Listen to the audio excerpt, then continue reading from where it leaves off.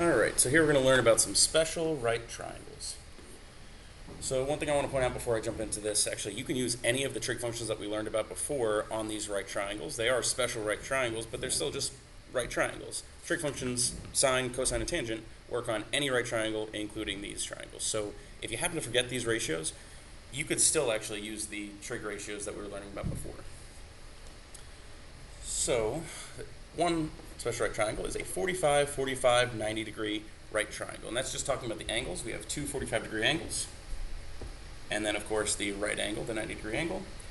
And there's just a special relationship between the two legs and that hypotenuse.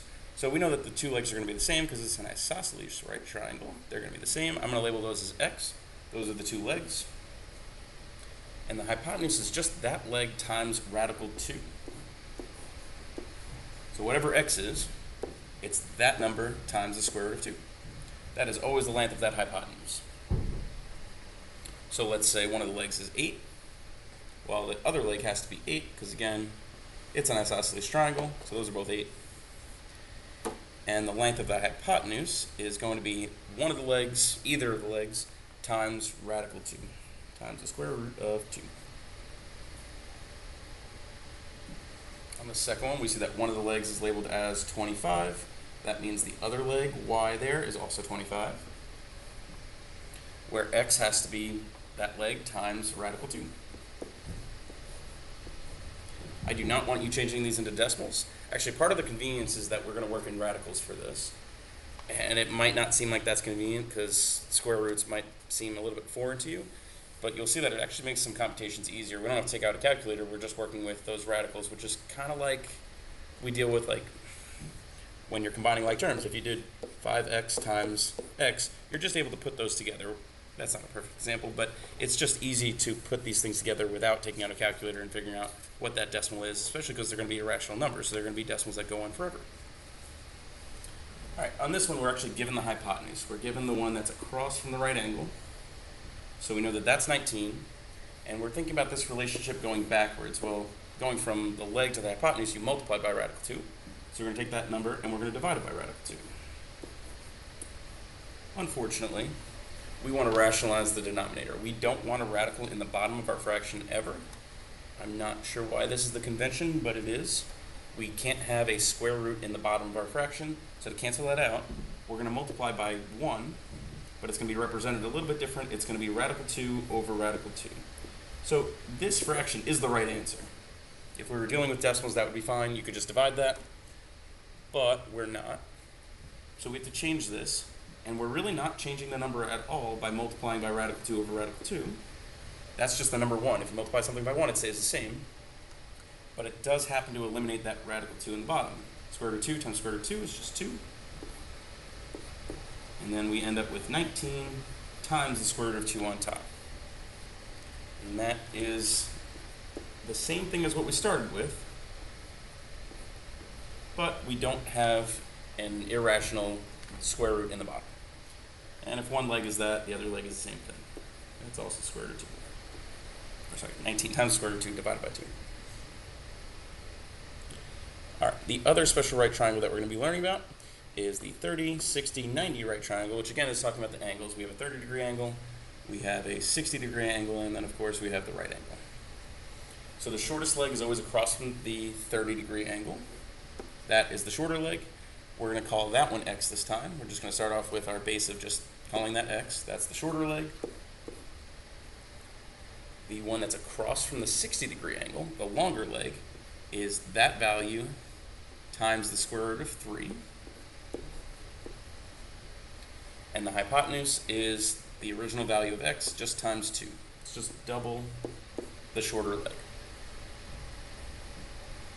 So number 4 here, I'm given this as my 30-degree angle. I know that because this is 60.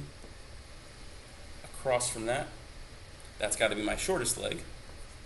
That's 5. The longer leg is that value times radical 3. The hypotenuse is just double that value, double that length, and that's 10. Kind of the same given information on this next one. This is our 30-degree angle. Across from that, that's got to be the shortest side. This is our 60-degree angle. That's the longer leg there. We're going to multiply that times square root of 3 to figure out y. It's just 14 times square root of 3. And then we double it to find the hypotenuse. That's 28.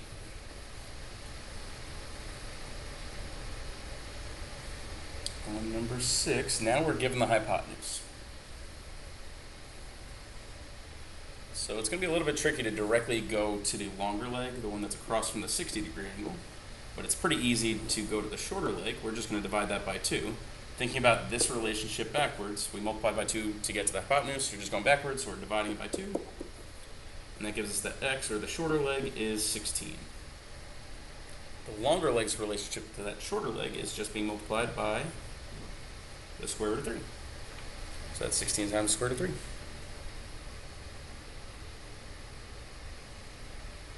All right, again, we're given the hypotenuse. We're going to follow that same kind of process. I'm going to cut that in half to figure out my short leg. This is the 30-degree angle, so y is the shorter leg. So y is going to be 23. Rewrite that because that's sloppy. And then I'm going to multiply that times radical 3 to figure out the longer leg. That's 23 times the square root of 3. These last two are the trickier examples, at least number 8 is. Now we're given the longer leg. 20 is the longer of the two legs.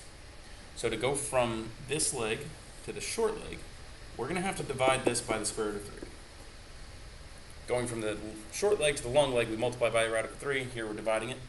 So we're going to do 20 divided by the square root of 3. Unfortunately, we'll run into that problem again where we have an irrational square root in the bottom of our fraction, which we can't leave. So we're going to multiply by square root of 3 over the square root of 3 to eliminate the square root of 3 on the bottom. That gives us just 3 on the bottom and 20 times the square root of 3 on top. So that is our shorter leg. 20 times the square root of 3 divided by 3.